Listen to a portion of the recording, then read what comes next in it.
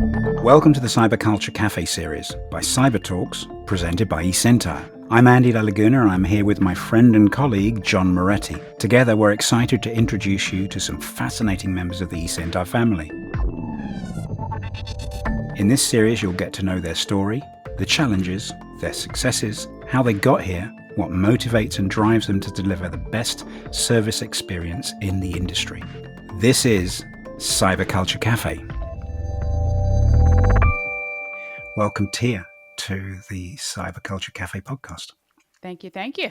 Welcome, and thank you for coming today. This is awesome. It is actually an honor to have you here and chat with us, I've got to tell you. And Andy, but before we even get started, because I know we got a billion questions for you, Tia, I have to give you a little background story. So when I first interviewed with eSentire, Tia was the one. We spent an hour on the phone. And I thought, oh my God, this is definitely where I want to be. Exactly where I want to. I just knew it right there. I'm like, oh my God. And it was a process, joining the team and being here. But I think I'm the only probably SA really on our team that's still here that got to be mentored by Tia in New York. So she was like the team lead and she was rocking and rolling, doing her thing. And then all of a sudden, boom, she's running the show. So it was incredible just to be there and watch her present and do the things that we're doing, like watching her do that. I've learned so much from that. And I have to tell you, I have been truly blessed to be in that seat. So I am thanking you as always for that, Tia. You guys didn't tell me you were going to embarrass me at the beginning of this No, podcast. I'm not listen, sure I would have shown up. Let's lay it on thick. You're impossible to get hold of. You're so busy and so much in demand. But John, to your story, exactly the same. The reason I'm here is because of Tia. Yep. Incredible thing. I'm like, wow, this is incredible. What we do is awesome. And you know what? Honestly, and I'm not trying to just, blow smoke up your ass, to be honest with you, but you have never said, hey, I'm too busy to take a call. You have always answered no matter what time, even a text message from my cell phone. You're like, yep, no problem. Call me here. Never have you said, I am too busy. Even for this today, I know you got 50,000 things going on. You're doing, rolling out so much stuff that we have at eSentire. And it's just, you always take the time, even if it's, a 5-minute conversation. You're always Gotta there. have time for my people, Can't be too busy for my people. Where's the joy in that? That's true. Awesome. So thanks again for joining. What have you been up to in your personal life? Everything's good. We got some exciting news. Might as well just say it here. I guess the exciting news you're talking about is I got married a couple weeks ago. Congratulations. Yay. That's awesome. Married my best friend. Best day of my life. It was amazing. I got to steal away for a few days and be human for a little bit. It was awesome. Yeah, that is great. Yeah. That's awesome. So, one of the questions right away I want to ask you. I know that you got so much stuff going on. How do you find the time for everything? How do you juggle? I mean, you're traveling, you have your personal life you have to take care of. You got stuff with work. You have all of us bothering you 24 hours a day. How do you juggle all of that? I don't know. I think it's my passion that drives me. And at my core, I think what's most important to me is empowering others to be successful, helping others to be successful, getting things out of the way that are blockers when someone's trying to be successful. So I would say that's where the drive comes from. That's what I'm most passionate about. The rest of it is a very, I would say, concerted effort toward trying to do 5 things at once. I don't like to duplicate efforts. I don't like to have to repeat one thing to do something else, right? So if I'm building content, then I want to build content that's going to serve 5 audiences for 5 purposes. Or if I'm solving a problem for one person, I assume they're not the only one that has it. So let's make sure we solve it in a way that others can benefit from it. So I guess, not to take it into a business context, I had to sit down with myself and say, woman, you can't be cloned. So you have to find out a way to scale yourself. And that's kind of what I've put a lot of effort into, to prevent burnout, because that's easy, especially when you're passionate about the work you do. And in cybersecurity, the work never goes away. So there is like a balance that we have to strike. There's boundaries that need to be set, but also we just have to hold ourselves accountable to what we're doing with our time, and being relentless about what we do with our time, so that we're not wasting it and have more time to do the things that are important. Yeah. No, like no. So even before you were at eSentire, I know some of the other places you've been. You probably have an extensive, career that you've done. Have you always been that way? Have you always done that ever since you started in this industry? Yeah, I've always been passionate. Once I found my love, because I started out, I was going to say in IT, but I actually started out in telecom. So installing DSL, right? Digital subscriber line, back when we thought that was fast, ripping out dial up modems and making everybody happy because they didn't have to hear the fax machine sound when they wanted to get on AOL, right? I'm dating myself here. I know Um, what you're talking about. Whew. Right? But I always had a thing for tech. I didn't know what I was doing, but at some point I just started self-studying and found myself in an IT role. I was a generalist, but then the market was changing. So I was like, okay, well, you know, jacks of all trades are now being looked at masters of none. So I had to figure out what I wanted to be when I grew up. And long story short, I landed on cybersecurity, and holy cow, was that this industry made for me. What I say all the time is I chose it chose me back, and we've been choosing each other ever since. And so I mean, I went nuts, certification after certification, degree after degree, and I just love it. And so my personality is, if I love it, I'm all in. If Yep. I'm not with it, I'm not doing it. And Right. I'm Yeah. not even going to bother. I can't half-ass anything. Right. So I love it or I don't. That's awesome. That is unique. So you said you started back in doing those subscriber lines, things like that. What have you done before that? Like, what made you say I want to even start doing that? Like, maybe you could have done anything, right? So what made you say, oh, I'm going to try this? Let me see where it takes me. And so now you're gonna really make me date myself. But back when I was in high school, that's as far as I'm gonna go back. Yeah, yeah. And everybody's putting the pressure on you about what you want to be when you grow up, and what are you gonna do, and where are you gonna go to college. And I'm like, holy cow, I'm just trying to get through finals here. Um, I didn't know what I wanted to do. I just knew that I've always had this love for technology. Like, I would go to thrift stores when I was younger, and buy like old electronics and take them home and see what cool thing I could do with it. Or if I couldn't do anything with it, I would take it apart and see how it worked. And even to go a little further back, when my mom bought me my first computer, instead of getting online like all my friends were doing, I took it apart, and she was pissed. So Yeah, yeah. needless to say, I also built my first computer around that same time, because it was, you will put that thing back together or else. So, but the other thing is, when I say I'm kind of dating myself, is there wasn't a lot of guidance back then in terms of what a career in IT or technology really meant. And so it was a lot of throwing things against the wall to see what stuck. Even down to the college I decided to go to. I was a pretty good student. I was a straight A student, in honors courses and things like that. It's crazy because I didn't love school, but I love knowledge. I don't like reading. I don't like writing, but I love learning.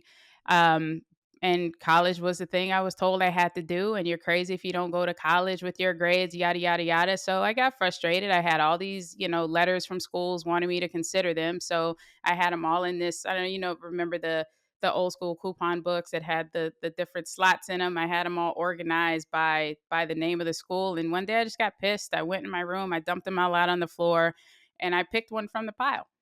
And I said, "Mom, this is where I'm going to college."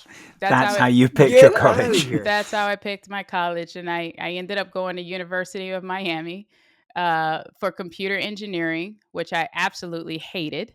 Because it was just hard. Every course I took was blah blah blah for engineers. AP calculus or whatever for engineers, physics for engineers. So if you wanted to use a formula for anything, you had to derive the formula. And I'm like, why am I deriving this formula? It's right here. I should be able to use it. So things like that drove me crazy. I did not do well. And that was the first of 4 times that I dropped out of college. Um, While I was there, though, to answer your question about how I got into telecom, while I was going to school at the University of Miami, I think it was ITT Tech. They came through and they were talking to students about these programs that they had, and it was computers and electronics engineering technology. So I was like, maybe I'll do that. And so I ended up picking that up for a little while. And while I was there, the phone company, which was Bell South at the time, came in and talked to the students. And so I was already learning all about like electricity. So I was, no formulas for how to calculate wattage and ohms and, resistance and things like that. And so that's what they were looking for.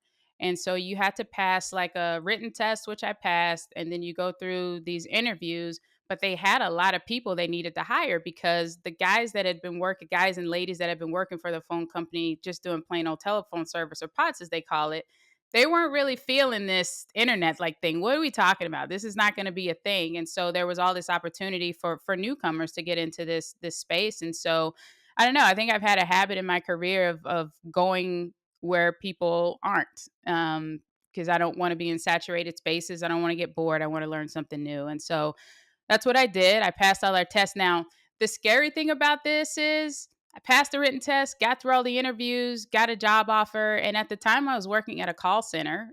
There was nothing technical about the role, it was just like customer service. But I had to quit my job to accept this offer, of course. But then I had to pass pole climbing school to keep the job. Oh, what? Yeah. Get out of So here. You had to Pole climb the climbing poles? I know. school. What Let's the hell is clarify, that? right? Wow. So, you see the telephone poles on the streets, the big 18-foot wooden telephone poles. You have to go to school to learn how to climb those safely. So I spent a week in this. I don't know. It was just this big area. It was like warehouses and a bunch of telephone poles and just grass. And they take you through the basic wiring. You learn how to splice and how to punch down cables and things like that, and then it's outside. And you have to pass three tests. You have to pass at 6 feet, 12 feet, and 18 feet. And they start you out with a harness, so you have to climb the pole. You have to harness yourself to the pole because you're climbing with like hooks on your boots. Like this isn't a ladder. Like there's no assistance. You have these hooks strapped to your boots and you're climbing this pole. And when you get to the top, you have to hook yourself onto the pole. I can't remember the material of the belt, but it's this really thick belt that just doesn't slide on the pole. Like whatever the material is, it keeps it on the pole and keeps you safe. So the maneuver is you climb, you strap yourself on, you lean back, right, to confirm you're safe. Gosh, I hope you're safe. And then you take the belt off, you maneuver around the pole, and then you climb down. Okay. Now, everyone there is learning. At 6 feet, no big deal, short drop. But they tell you, make sure you wear long pants and long sleeves because it's wood. And so you're going through this course and you're just looking around, watching people think they're ready to test and shoot to the bottom, and they tell you how to catch yourself. If you slide down the pole, you just kick your feet into the pole and you'll stop yourself. But it's just a lot of pressure, right? I have to pass this test to keep my job. And holy cow, this is scary. And so I did okay at 6 feet. You test with the harness on, then you test with the harness off. So I did okay at 6 feet. I did okay at 12 feet. No, I didn't do okay at 12 feet. I failed twice at 12 feet. And the third time you fail, you're out. And so I needed to take a break. I went into the ladies' room and I just sat there for a minute. I think I even prayed a little bit. And I said, you got this. And I went back outside and I don't know what got into me. Probably that competitive switch I have just took me to a next level. And I mean, I crushed that 12-foot test. And then there was no stopping me at 18 feet. And by the end of it, they were telling me I was one of the best climbers there.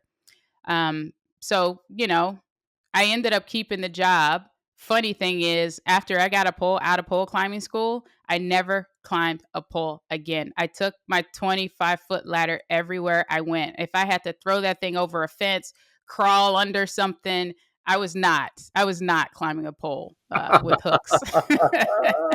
That's awesome. Oh my Yeah. God. So I mean that competitive spirit though, that comes from somewhere else though, doesn't it? It probably does. I mean, I think I'm just wired that way in general. You guys have probably heard me say my name's on that. That can't go south. We can't Yeah, right, lose. right. That's just how I am, and I don't think it's because I'm cocky. I think it's my integrity. I take a lot of pride in what I do and the things that I'm accountable for. And if it's within my control, I'm gonna do all I can to make sure it's a positive outcome. Yeah. No, that's for. Are you competitive? Would you say outside of work, like if you're playing, like do you play a lot of video games or do anything kind of that like that? Do you do stuff like that, or are you competitive in like if you go to, for example, like an arcade, and you're shooting basketball or something with somebody? Are you very competitive there? Oh, You're I'm like, look, I extremely gotta win. competitive. So I'll tell you a There couple you of go. things. Like I am definitely competitive in sports. I played basketball in high school. I played tackle football after high school. I coach football now. I own a team now. But I took my team at work. I took the cyber resilience team out on a team bonding event. So we went to this. I can't remember the name of it, but it was an awesome place. I had like bowling alleys and food and drinks and video games. And so we're all competitive. And they have the arcade game, the basketball game where you just keep shooting and to see how many points you can get. So, I'm also not the boasting type. So I think it's unassuming until either I open my mouth or until I show you what I can do. But I'm not a person that runs around talking about my abilities. So we go play basketball. Everybody's like, let's play. All of a sudden I'm kicking everybody's ass. And they think it's a fluke, so let's play again. And I kick their ass again. And then, all right, I'm going to get serious. And then I kick their ass again. And then I'm like, okay, well, let me just tell you, my nickname in high school was Swish. I was a shooting guard. It's what I did. Nobody was beating me that day, right? But yeah, I am definitely competitive in sports, but I'm competitive in life. I'm competitive when I'm cooking dinner with my wife. Like, look at that cream sauce right there. It didn't look Yeah, like yeah, that when you made it last time, yeah, but we're like that with each other. Yeah. yeah. So let me ask you. You know, a Hang lot on, of hang on, John. I love the way that you just glossed over the fact that you run a football team. I was just gonna say that. Exactly. Just zoom Yeah, straight I mean, past. like what? First of all, I know you were a coach. I remember you telling us those stories and stuff. That's amazing in itself. But what made you decide to say I'm going to buy a football team? Oh, dude. Well, so I said, I played for 12 years. Mentally, I wasn't ready to stop playing when I stopped, but my body was like, you're done. But a lot of who I am as a leader, my confidence as a woman, just in general, is from football. I say football saved my life. Football changed my life. Just made me a much better person. And so I wasn't ready to walk away. So I was actually the team's general manager while I was playing the last few years that I played. And then after I retired from playing, I continued to be general manager and I was offensive line coach. And this was when I lived in New York. I live in North Carolina now. So my career started to take off at eSentire, and it got difficult because I had to go to meetings with clients or prospects, and it mostly be dinner meetings, and I'd have football practice, so I'd have to go to football practice, smelling like I had drinks, and I didn't like it. I didn't like being late. I didn't like not being able to be there and just be dedicated to them and doing film sessions and things the way that I had been. So I stopped doing that. But then I started coaching with an international team. So like once or twice a year, I'd go somewhere awesome like Costa Rica or Brazil or Honduras, and we would play a game, and that would be like my disconnect to get away from the insanity of cybersecurity for a while. So the gentleman that runs that organization lives in North Carolina, and when I started talking to him about the possibility of my wife and I moving to North Carolina, he was like, "Oh, it's time. The international players have been asking for a local team. They want this experience throughout a regular season, and I want to do it with you." And I was like, "Oh, this is crazy."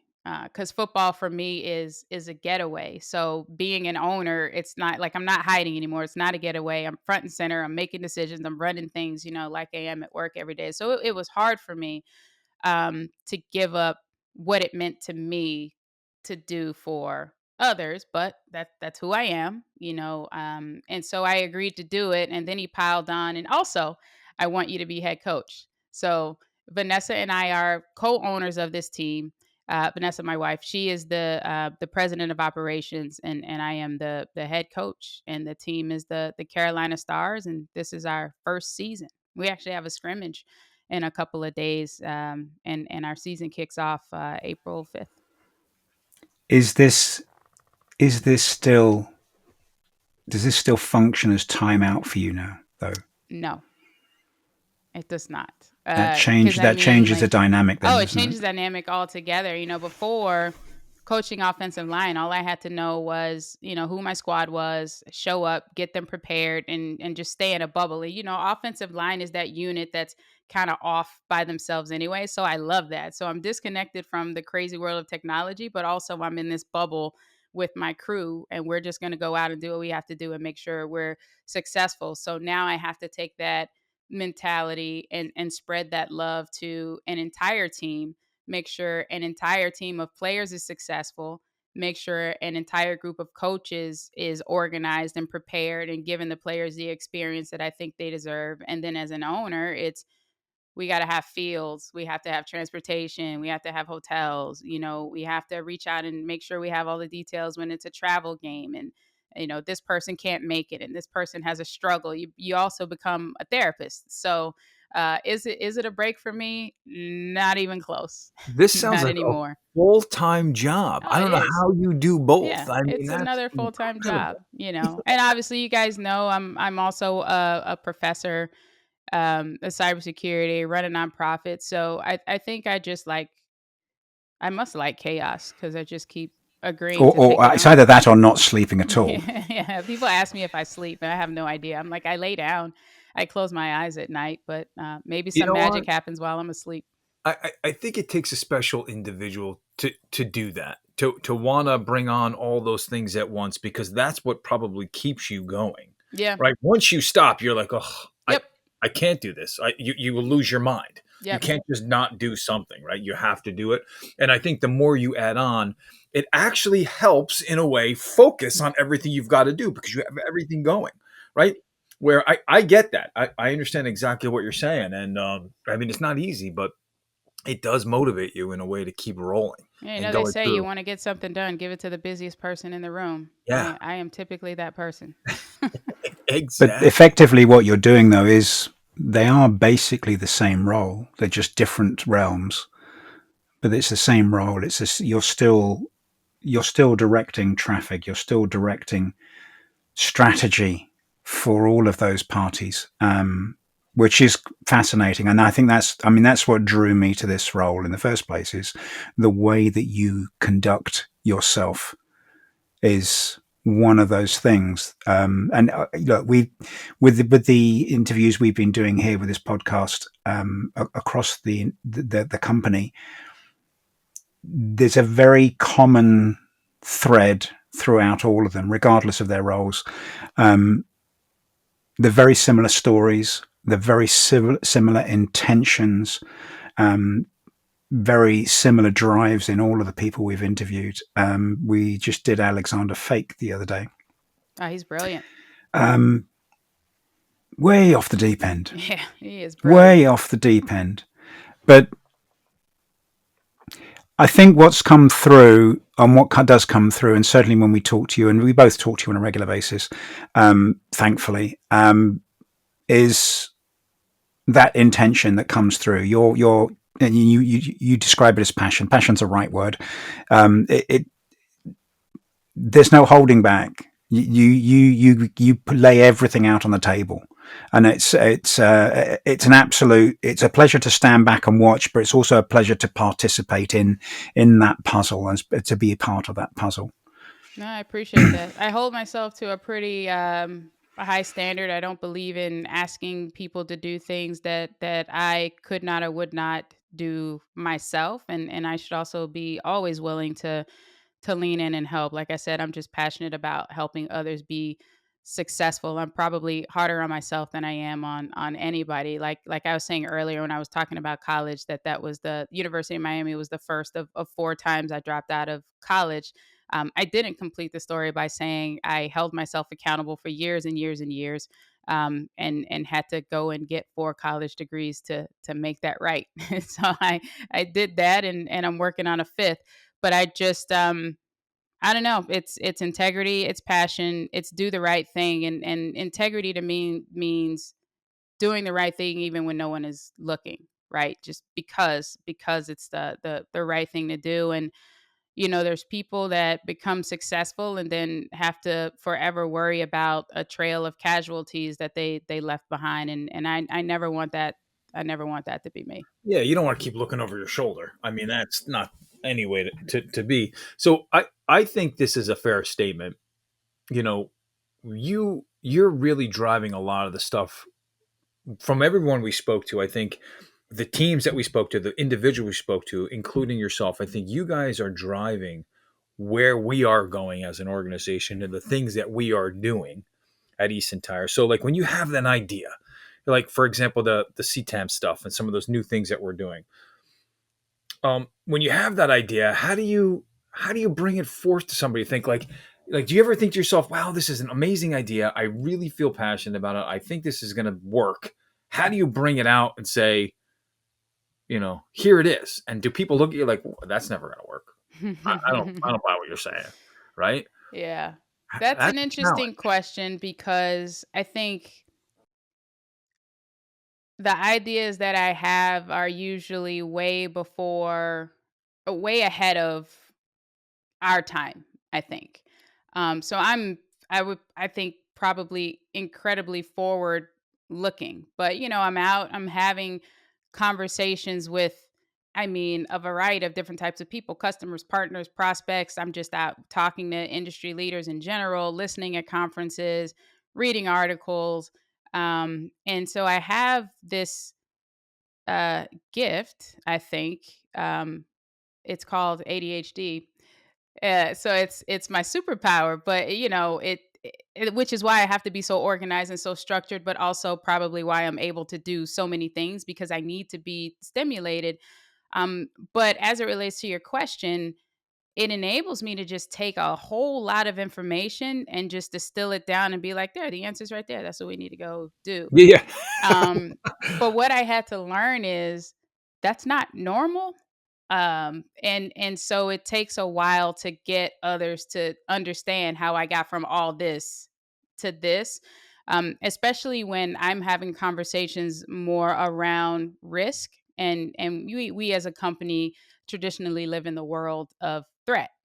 And so I think what I've learned is that there is a lot of power in meeting people where they are and then taking them where you want them to go. So that is my strategy. I can't just kick the door in and say, "Hey, we've been doing this all wrong. We need to go do this right here. We need to do it right now." Or no, it's like, "Hey, look, I know this is where we've been and here's the things that we're thinking about and the gaps that we think we have. Here's what I'm thinking is the solution and here's why, and here's the most important part.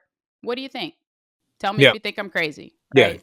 Get And their input. Yeah. yeah, and that's what's been helpful for me because I am a huge proponent of taking feedback from others. You guys know this. Like I say all the time, my view is my view. Like, and my view is tunnel vision. It might be broad, but it's broad tunnel vision because it's based on my experiences and my thought processes, and there's things that I haven't thought of because there's things that I haven't experienced. And so I have to be collaborative with other teams and get their feedback. Like if I say this, what do you worry about? Or if we change this, how does that impact you? And so I think what has gone a long way for me at eSentire in general is the way I build relationships and make it my business to reduce friction if there's friction between the way teams are operating, but accelerate those relationships at the same time, right? Like, how can the work I do make your life easier? So when you have those relationships and you have a crazy idea, people are a lot more open to talking to you because there's this trust that's there, right? And you're a credible individual, and they're willing to listen and be open with you about when something may not jive with them the way you think it does. So I think long-winded answer, but it is a lot of I would say emotional intelligence, and relationship building in terms of the way 100%. things are communicated. Well, that reminds me of a saying, right? It's not the journey, it's the people that you travel with. Yeah. So you grab them together and take them on your journey or journey with them, and you open up Yeah. Make that them feel part of it. right, 100%, and that makes everybody work better. I mean, I agree. That's really what building a relationship and team building is. No matter what happens, you when you have that teamwork and that camaraderie, you can take on anything. You feel like I can do anything, and you can't fail, because you're doing it together, no matter what it is. So I think that's important. I always try to focus on that. I like working with our teams like that. The SA teams and things like, look, there's things that maybe we can do better and things that we want to focus on and different things. And we're all different essays, right? We come from all different backgrounds. We don't have to do all different things, but at the end of the day, we're all together one family, and Yep. that's what makes us unique. And I think we have I think the whole organization truly is a solid organization. I think truly people do care about each other at the end of the day. That's really what makes it different for everybody, I think. And that's a lot of things you've done and brought to the table. Be honest with you, I think a lot of that comes from the people we spoke to, including yourself, bringing that feeling, Yeah. right? That's To probably that to the team company. player in me from sports, right? I have the mentality that we either all win or we all lose. And I forget about my title. I forget about the kind of hierarchical view that presents. And I have to remind myself that in my position, if I walk into a room and I say, hey, it'd be cool if this room was blue, that there's a strong possibility that I might come back and that room is blue, right? That is But yeah. I'm just brainstorming, I'm jumping in, I'm trying to solve problems, and so I have to remind myself of that at times, because I'm just concerned about getting everybody to the end goal. There is no world where I am successful if the people around me aren't. That's just not my definition of success. But this becomes the challenge, right? As John has said, we've all come from very different backgrounds, very different perspectives. We all have very different views on the world, and part of your role has been drawing us all together. You've been instrumental in bringing us all together as well, to have those different viewpoints. You touched on your superpower of, that's the problem we need to fix. That's the way we're going to fix it. That is part of it. I feel that is part of your superpower. A lot of us have that capability. Alexander's the same. He mentioned that in the chat we had the other day, as did Andy Fawcett. They're both very capable of that. Where your superpower excels is being able to take on people on the journey to get to that point, and to be able to walk them on that path. A lot of us who do say, I know that that's the bit wrong, and I know that that's the bit that's going to fix this problem. And if I fix that, all the other pieces are going to work. I don't know how I got there, and I cannot share that or communicate that with others who don't have that capability either. They just have to trust me. Yeah. And my career predominantly has been built like that. So for me, that's one of the areas where you excel, is you can take people on that journey, and some of them realize they're going, some of them don't realize they're going, but they all get to the same point. Right. Yeah. I The best part agree. of it is when they get there and think it was their idea all along. Yeah. Like, hey, ooh, what's up with that? That's the win. No, that's true. And that actually, and thinking about the football stuff, like, I wanted to ask you, how many, when you owning your own team, I know we're going back to the football stuff, but how many games do you have during the year? Is it It's a all year 6-game long? regular season. So it's spring because we are not competing with the NFL. So it runs April through the championship is in July. So 6-game regular season, and then there's a wild card round of playoffs, divisional championship, conference championship, and then the championship. These games, are they all in North Carolina? Are they all over the country? No, they're all over the country. So, yeah, we have 3 games in North Carolina. Actually, 4, because there's another team here. So there's an away game that's actually in our backyard.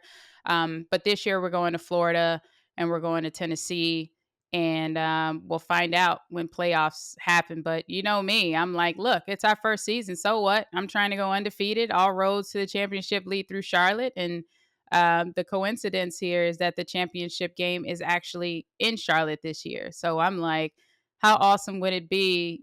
New team, new leadership, and in a new town to go undefeated and win the championship in their own backyard. Right? We'll be fighting That's off support incredible. next year if we pull Yeah, that off. that's awesome. Did you ever honestly think about coaching with the NFL? I mean, honestly, No, no. it's tough, right? Because I have two very big passions: football and cybersecurity, and You would have to give up one of those. yeah, I mean, you'd have to do yeah, either and the it's NFL or it's NBA. not going to be cybersecurity. I mean, maybe I do that when I retire, which is actually why I'm excited about the team, because I'm gonna need something to do. I tell my wife all the time. She's like, "You do so much." I'm like, "Yeah," because one day I'm gonna wake up and say, "I don't want to do any of this stuff anymore," Right, and I right. want to be able to do that. And so, from a cybersecurity perspective, when I'm like, "Okay, you know what? I think I've done all I can do for this industry. I'm ready to sit on the couch." It'll be cool to have football waiting for me. Yeah, You right, I know? think right. that's the only time we're ever going to hear that come out of your mouth. Yeah. Yeah, yeah. I don't I think mean, you're ever going to say that.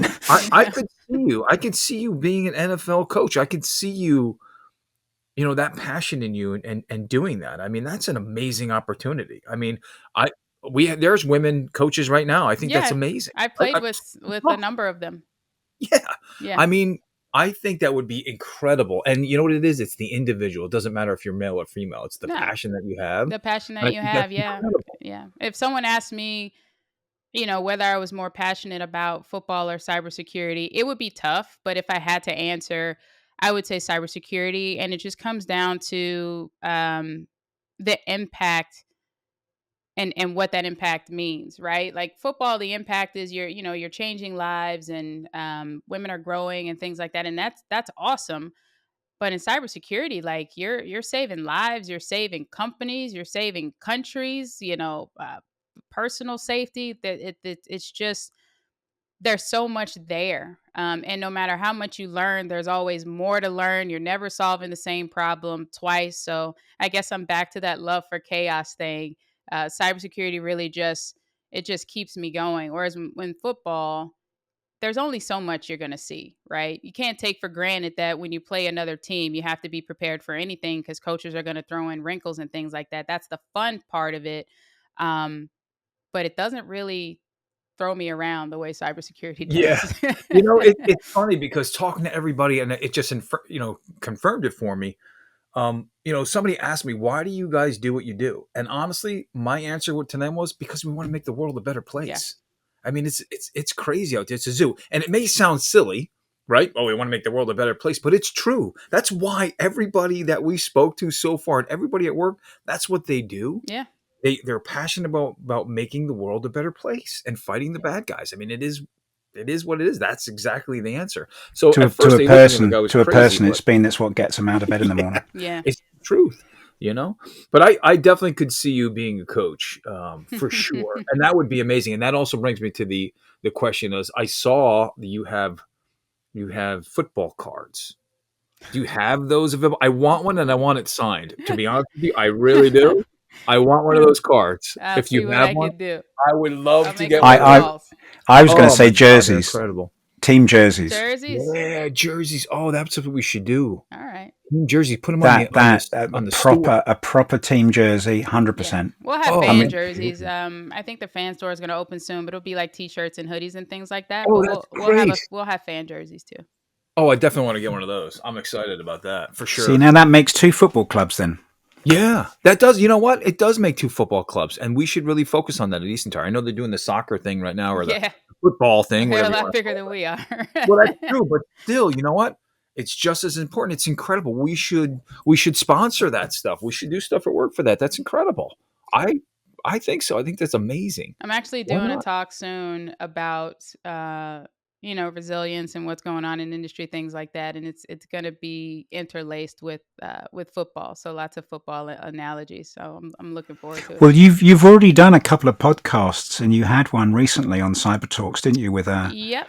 I think last year or 2 years ago, I interviewed Terrell Davis, and then right before the Super Bowl this year, it was Sean Barber. Both, I mean, just amazing, like legends, brilliant minds. Yeah. I mean, that was like, holy cow! Like that's the mama I made it moment. I'm doing a podcast with both of my passions like together. With, I mean, Hall of Fame, NFL. It's like, whoa, this is amazing. Yeah. So, with what little time you have left, what do you occupy that with?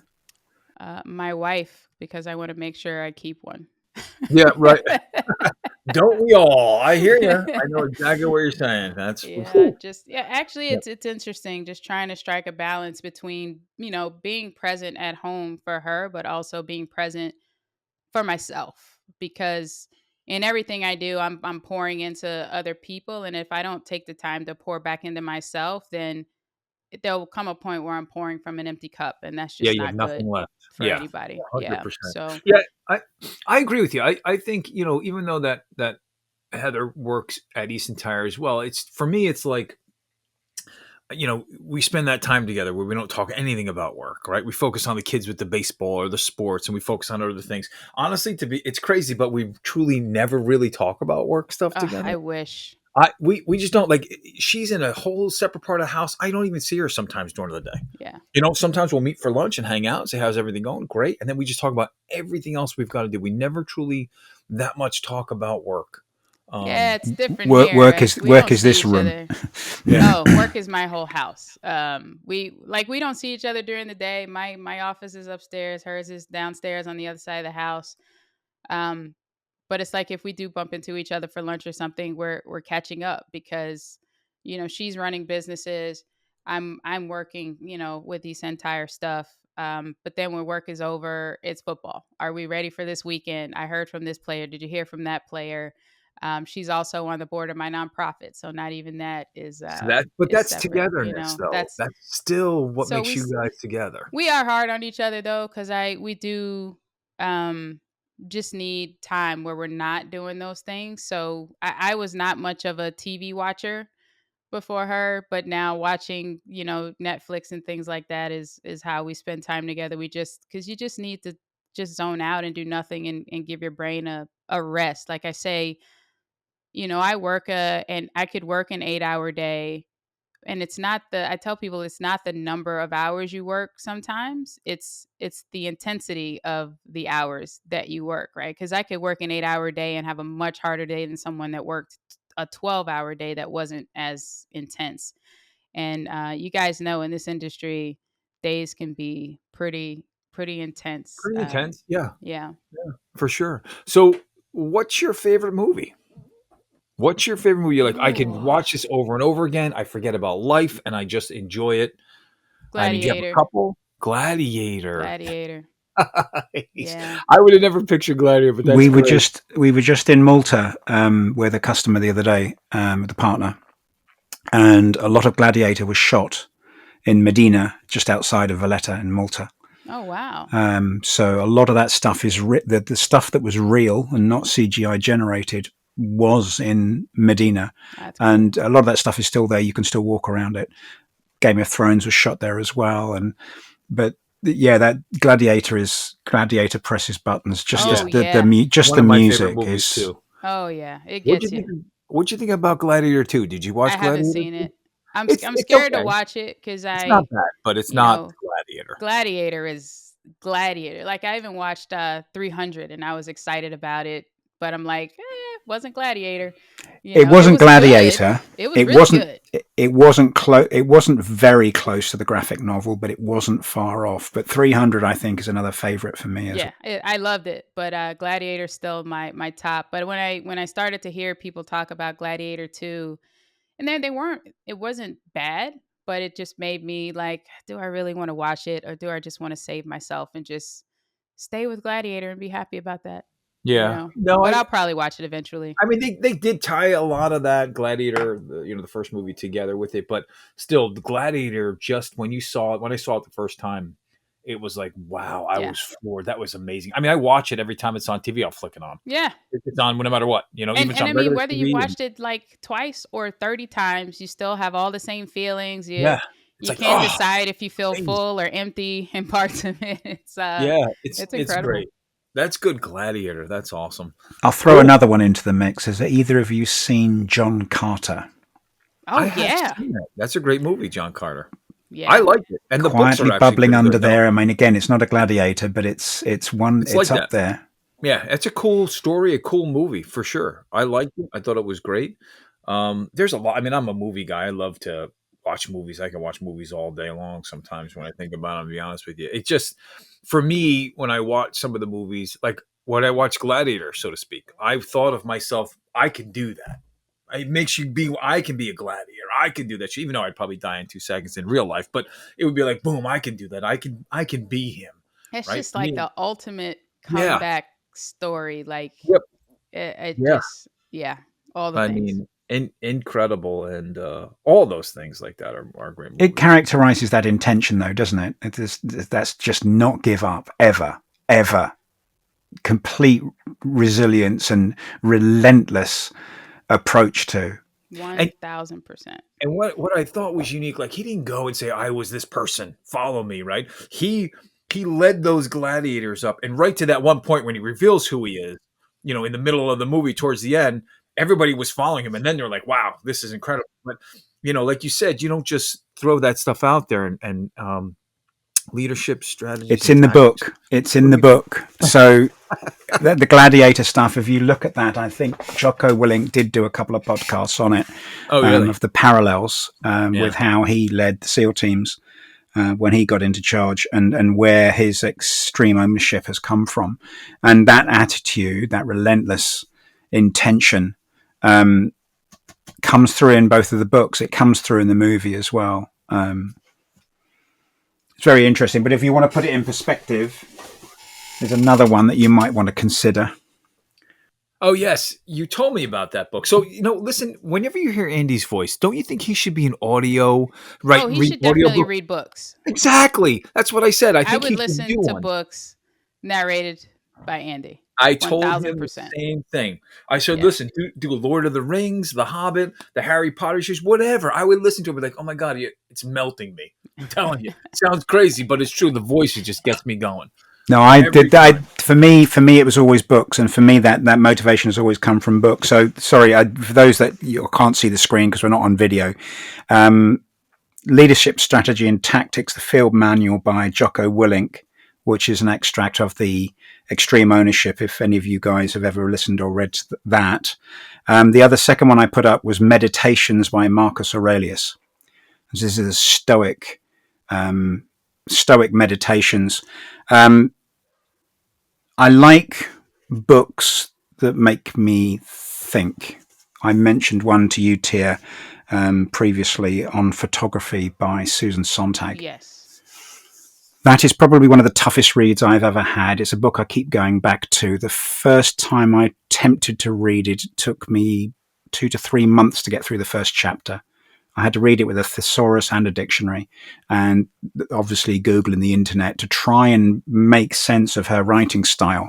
Now But let's take into account here that Andy shared this book with a person that already doesn't like to read, I would never read it. and then told me all that. I was like, sounds good.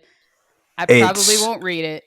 I'll tell you what, it has changed the way I think about everything. It was about her relationship with Annie Leibovitz when she was with them, when they were together, and Susan's observations of Annie struggling with attempting to be creative. Now, for us, our field is we have to be creative. We have to create something from nothing. We have to find the gaps.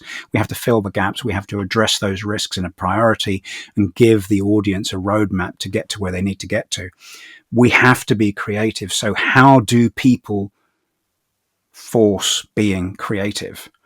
And that's where that book came from. It stumbled across it. I mean, we've discussed this, Tia. One of my passions is photography, and it's one of the ways I step away from this space. But that book caused me to put the camera down for 12 months. I couldn't touch the camera for 12 months because I haven't earned the right to pick it up and use it. but then the things start to creep back, and for me, yes, I can't learn, I can't test. One of the things that I can't do, but I can read, and I can get lost in these books. And yes, I appreciate that. I know you hate reading, but you have to. And I know I give you challenging books to Yes. read. Let's start with Dr. Seuss, Andy. Yeah, right. Exactly. Listen, if there's an audiobook, awesome, or if there's a movie, even better.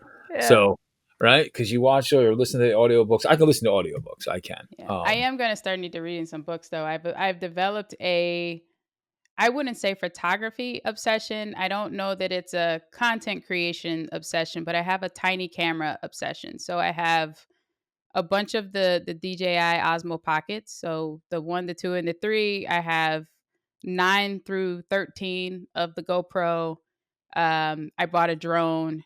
I bought the gimbal thing that you put your phone on to stabilize it, and I just like recording things. And I don't know, like I flew a drone at football practice a month ago, and the footage was incredible. And I wore a GoPro to get a different angle on how they were, doing their drills and things like that. And it was cool. I think it's bringing a a new innovative approach to coaching, because what I didn't mention is that 80% of the players on my team are travel players. So while other teams are practicing 3 times a week, we're practicing once a month. So I'm actually running a virtual football team. So like footage when we're together is everything, and I have to pick apart every little thing. And so now my tiny cameras are coming in handy, whereas before my wife was like, do you need that? And I'm like, it's not about need, it's about want. And there will be a use case for it someday. So now I'm really excited to say, see, I told you we'd need this I'm stuff one gonna day. try that and see if I can get away with that. I don't know if it's gonna work,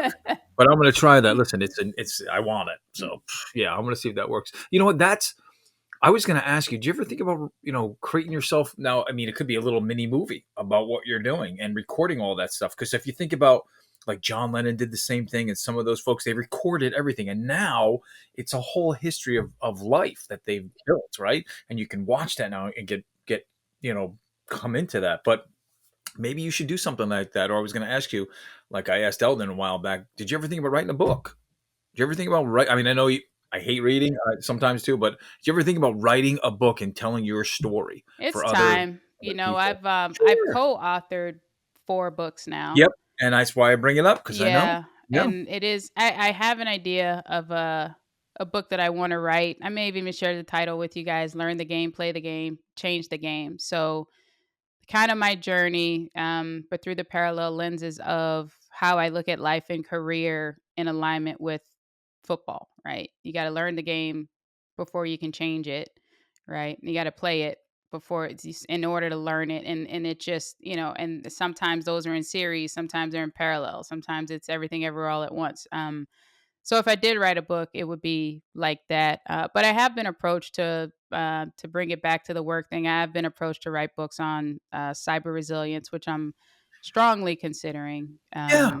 But I think Think about it. tying it together, though, right? I mean, that what you said, and then tying it to work, and I think it should be a whole journey into how you got here, because that will, I think, really inspire people who don't know how to get started in this industry. It could be a young woman, a young man, be like, "Hey, I'm interested in that stuff. I want to do this stuff," and it might not necessarily be cybersecurity, but listening to someone who has gone through it, who has that passion, saying you can do anything you want Hmm. as long as you put your mind to it and you Yeah, focus on that, and it can take you anywhere, many I different firmly places. believe that. If somebody Yeah, tells me no, I'm like, oh, you must be yeah, the wrong person to ask. right. I'll go Sorry, I ask didn't. somebody It's else. not my Yeah. vocabulary. Yeah, for sure. I think that would be incredible. I would love to be to know learn more about that. And I think um, what we can do is, if you don't mind, maybe 6 months, 9 months from now, we'll get back together and say, hey, tell us, how'd the season go? How did things Yeah. happen? Let's see where we're at. How far are things gone? What is your new direction? Because I think you, um, your direction is going to change all the time. Yeah, And for I think sure. that's what keeps you who What you keeps me are going. and keeps you going Yeah. 100%. So to be on that journey with you, to be honest with you, is amazing. So I would love to find out where we're going later on down the road. That's for sure. So I'm excited to find out what I'm going to have to say in 9 yeah, months. So, right. Exactly. So I think the last question I have for you is, if you had a time machine and you can go back 10, 15 years, what would you tell your younger self? If you can go back and say, hey, listen, focus on this or whatever it would be, or would you say, don't worry about it, everything's going to be fine, you're on the right path? yeah, I'll give you two answers. One doesn't answer the question, but it's my answer, and then I'll answer the question. I believe if you change one thing, you change everything.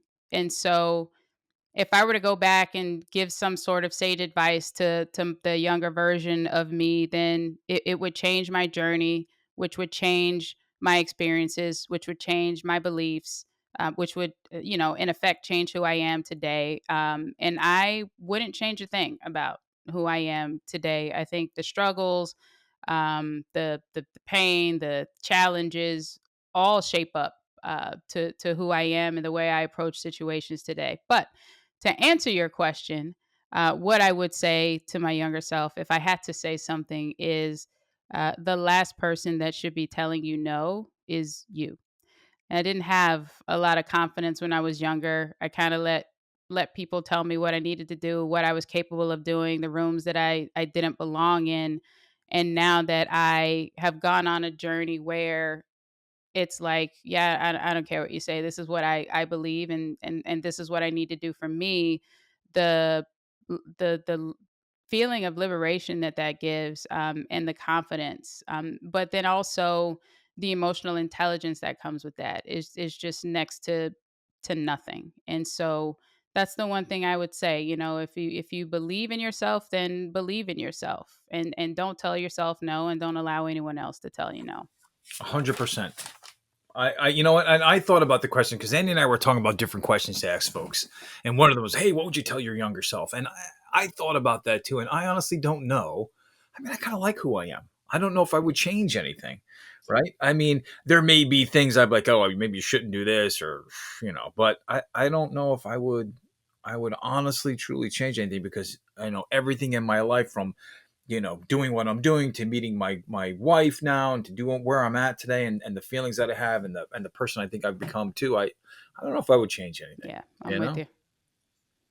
Yeah, Yeah, exactly. I'm with you. At the end of the day, this is who I am. If I changed it, it would really kind of, I don't know who I'd be. I don't know what I would do. But thank you for taking the time with us today. You have no idea how awesome it's been talking to you and hanging out with you and stuff. It's been incredible. Thank you for always being there for us, on a work level, on a personal level, seriously. So it's been an amazing journey. For sure.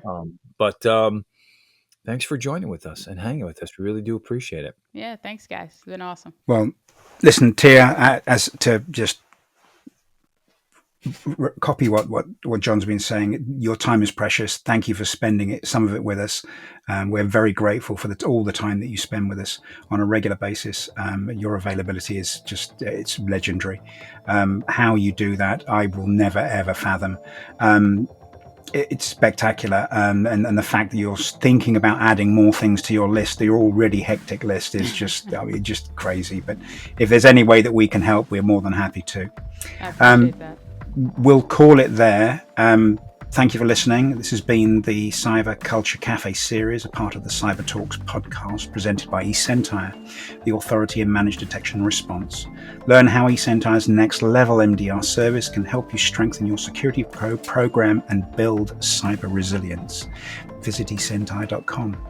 Once again, Tia, thank you very much. It's been an absolute pleasure to have you. And we look forward to getting you on the podcast at a later date. Thank you again, Tia. Thank Awesome. you.